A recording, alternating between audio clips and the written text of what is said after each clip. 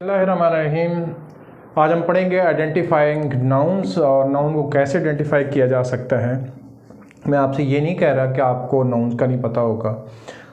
मैं ये कह रहा हूँ कि उनको आइडेंटिफाई कैसे करेंगे। अगर आप छोटे बच्चों को सिखा रहे हैं, अगर आप खुद छोटे हैं तो आप उनको आइडेंटिफाई कैसे करेंगे। ग्रामर की पूरा एक जंगल है और उसमें से नाउन ढूंढने हैं, कैसे ढूंढेंगे आप।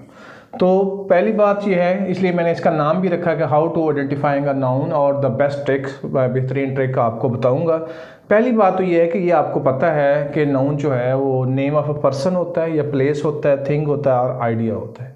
ये चार एरियाज जो है नाउन कवर करता है। बिल्कुल जी, हमें पता है। अब ये डेफिनेशन है, इससे हम नाउन को जो है वो किसी न किसी तरीके से थोड़ी बहुत जो है पहचान हमें हो गई है। लेकिन जब सेंटेंसेस की फॉर्म में चीज़ें बड़ी बड़ी स्टेटमेंट दी हुई हैं तो वहाँ ढूंढना हमारे लिए ज़रा मुश्किल हो जाता है। दूसरा ट्रिक यहाँ पे ये होता है कि नाउन जो है उनकी प्लेसमेंट इस तरह की जाती है, किसी भी सेंटेंस में या सब्जेक्ट के तौर पर एक्ट करते हैं या फिर वो ऑब्जेक्ट के तौर पर एक्ट करते हैं। यानी कि पहला ट्रिक आपके पास ये आ गया कि नाउन को किसी के सब्जेक्ट के तौर पर जो चीज़ें आई वहाँ कहीं ढूंढें, या ऑब्जेक्ट के तौर पर आई हुई हैं, वो ऑब्जेक्ट वर्ब का भी हो सकता है और प्रपोजिशन का भी हो सकता है, वहां पे आप इनको ढूंढेंगे। ठीक होगी बात जी।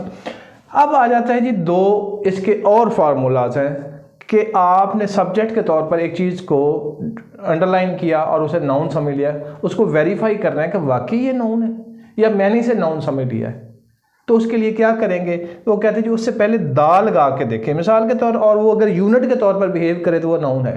यानी दा ट्री हो सकता है, दा वेन नहीं हो सकता, लेकिन व्हेन किसी के सब्जेक्ट के तौर पर जरूर आएगा, क्वेश्चन वर्ड के तौर पर आया हुआ होता है। इसी तरीके से द बेड्स हो सकता है, द ग्लास हो सकता है, द सेट नहीं हो सकता।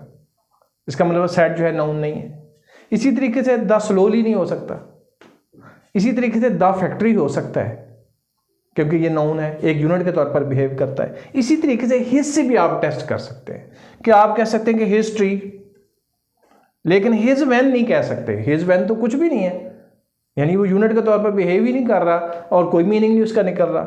हिज बेड्स ये ठीक है, हिज ग्लास ठीक है, अगर क्या हिज सेड तो ये भी कोई बेमानी सी बात बन रही है, लिहाजा यूनिट के तौर पर बिहेव नहीं कर रहा। हिज स्लोली नहीं, हिज फैक्ट्री ये ठीक है। इसी तरीके से हिज टिकट ठीक है, हिज बॉक्सेस ठीक है, हिज ऑलमोस्ट जिसका मतलब ऑलमोस्ट नाउन नहीं है, इससे टेस्ट नहीं हो रहा। यानी जिस तरह हम किसी केमिस्ट्री में किसी भी सोल्यूशन को हम एसिड और बेस के लिए दो लिटमस पेपर होते हैं जिसे हम चेक करते हैं, ब्लू लिटमस पेपर और रेड लिटमस पेपर। तो हमारे पास जो है यहाँ पे दा का लिटमस पेपर है और हिज का लिटमस पेपर है, जिसके मुताबिक हम जो है वो नाउन चेक करते हैं। वो सेंटेंसेस में भी नाउन चेक कर सकते हैं और सेपरेटली दिए हुए हों तो फिर भी हम चेक कर सकते हैं और बता सकते हैं कि इसमें नाउन कौन सा है या नाउन जो नहीं है वो कौन सा है। तो दोनों को इसी तरह आप चेक करेंगे और यकीनी तौर पर जो है यहाँ पे इन दो ट्रिक्स की वजह से आपके लिए बड़ी आसानी हो जाएगी कि आप नाउन को लोकेट कर लेंगे। Thank you.